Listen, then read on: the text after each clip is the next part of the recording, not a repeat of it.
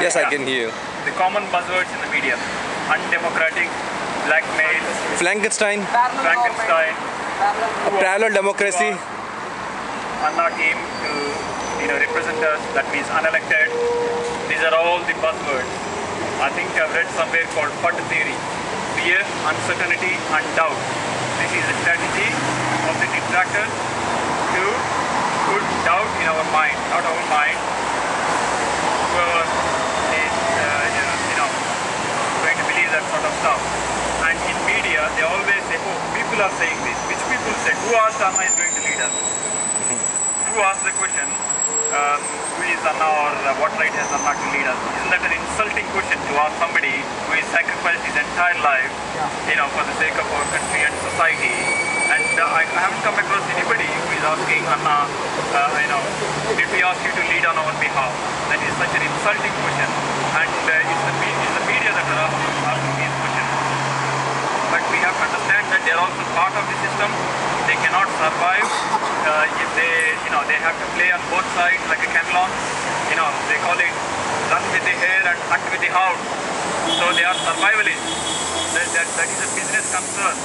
So you have to keep in mind when they ask these insulting questions. They also call it undemocratic, or they also call it unconstitutional. I would ask, is remote control constitutional?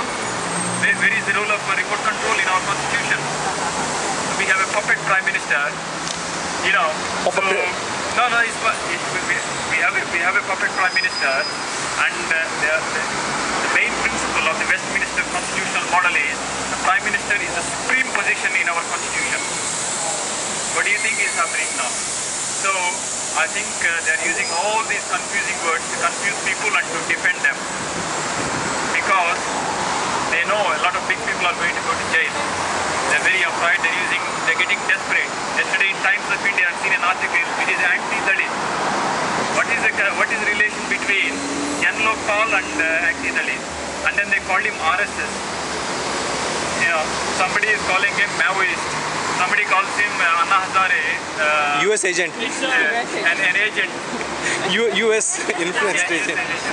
So they're using that means that is a good sign. They're getting desperate. They know they're going to lose, and they're getting desperate. They're throwing everything they can now at this people's movement. So it is very important that people who are new to these kind of, especially the below 20, around 20, if I was 5-6 years younger, I would have believed them. So now we don't.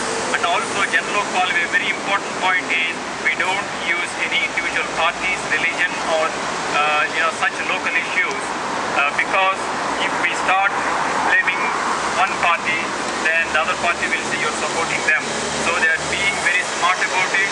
Don't mention any individual, don't mention any party, don't mention any even scams for now. Let's be clever, let's install Jan Lokpal, and once we have the institution, they will do the job. Because now if we start finger pointing, then why me? Am I the only one who is stealing this? Everybody is stealing. They will do all sorts of things like that. So Jan Lokpal is a very, very clever idea.